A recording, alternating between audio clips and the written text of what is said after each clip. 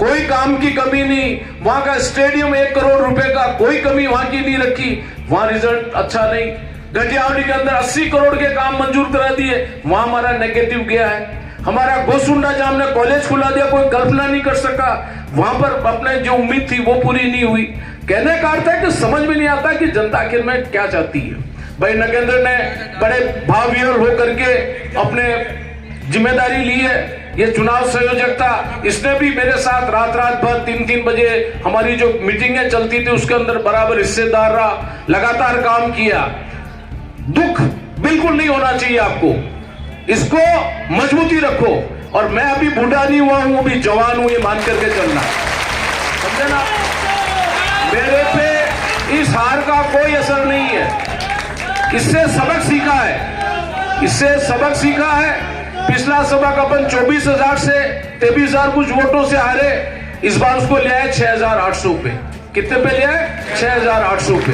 ग्रामीण क्षेत्र से हम 15,000 से हारे थे पिछली बार, इस बार आपने 2800 वोटों की बढ़त दिला करके उसको अपने कमी को आपने पूर्ति कर दी।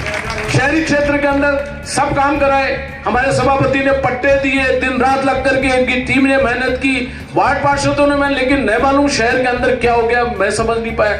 जिन परिवारों को मैंने जेल में जाने से बचाया, वो सबसे पहले अग्रणी मेरे खिलाफ दौड़ रहे थे। इससे ज्यादा और क्या बता सकते हैं आपको, क्या कर सकते हैं बताओ आप। जिनके मैंने काम किए, जिनको ले जाके मुख्यमंत्री जी धन्यवाद दिया कि आपने हमारे बहुत बड़े बड़े काम दिए, वो सबसे बड़े झंडे लेकर के बैठे हुए थे। अब समझ में नहीं आया चित्तौड़ में हमने क्या कमी रख दी। कमी होगी तो मेरे में होगी, उनमें कोई कमी नहीं है, कोई कमी होगी ढूंढेंगे उसको। लेकिन आगे आने वाला लोकसभा चुनाव हमारे लिए सबसे बड़ी चुनौती है। मैं गहलोत साहब से मिला, गहलोत साहब ने आप सबको बहुत बहुत धन्यवाद दिया। उन्होंने, मेरा लक्ष्य यह है कि इन 5 सालों के अंदर कांग्रेस को पूरी ताकत बना करके, जो युवा ताकत हमारे साथ लगी है, जो हमारे बुजुर्गों का नेतृत्व मिला है, हम आने वाली पीढ़ी को इन 5 सालों में कांग्रेस को मैं दम ठोक के तैयार करूंगा। और मेरी अंतिम सांस चित्तौड़ के कार्यकर्ताओं की सेवा में, चित्तौड़ की जनता की सेवा में जाएगी। मैं चलता चलता मरूंगा, मैं बिस्तरों में नहीं मरूंगा, ये मान करके चलना। और कार्यकर्ता बिल्कुल मायूस ना हो, जहां मेरी जरूरत पड़ेगी, जहां हमारे साथी मंडल अध्यक्ष बैठे हुए हैं, पंचायत अध्यक्ष बैठे हुए हैं, सभापति बैठा हुआ, जहां पे भी हम लोग पूरी ताकत के साथ, हमारे किसी भी कार्यकर्ता के साथ अगर कोई अत्याचार हुआ, किसी तरह की उसके साथ में जाती हुई, पूरी की पूरी कांग्रेस के साथ खड़ी रहेगी। अब तक हमारा फोन चलता था, फोन पे काम होते थे, लेकिन अब सड़क के ऊपर आकर के हमको आंदोलन के लिए भी तैयार रहना होगा, हमारी पार्टी के लिए और हमारे कार्यकर्ताओं के लिए।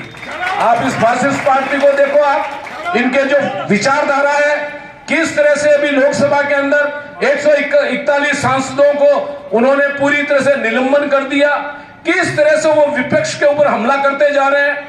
मैं धन्यवाद दूंगा खड़गे साहब को कि वो इंडिया गठबंधन को लेकर के बहुत ज्यादा गंभीर है। आने वाले चुनाव के अंदर ये इंडिया गठबंधन, इनके गले की फांस बढ़ेगी। जनता आज चाहे कुछ भी सोचे, लेकिन जब बेरोजगारी, महंगाई जब सर से गुजरती जा रही है और जब ये पूरी तरह से हो जाएगी, तो एक दिन जनता इनका पासा पलटेगी।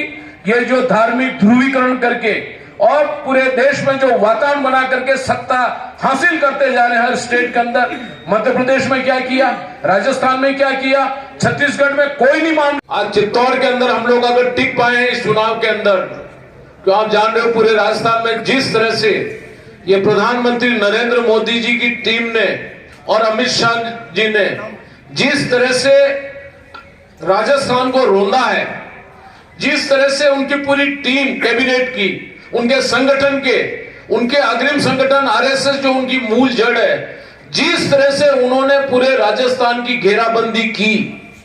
और वो घेराबंदी क्यों की कि राजस्थान के अंदर मुंह की खानी पड़ी प्रधानमंत्री नरेंद्र मोदी को, तो राजस्थान में खानी पड़ी। वो सरकार को नहीं बदल सका, 4 स्टेट में बदल दिया, राजस्थान के अंदर वो हिला नहीं सका हमारे को। तो एक टारगेट था कि राजस्थान के अंदर मुझे हर हालत में सीटें हासिल करनी है। वो सीटों का अंदाज लगा रहे थे 155, 170 इतनी लेकर के जा रहे थे। कहीं सत्ता विरोधी लहर नहीं थी, कहीं पर भी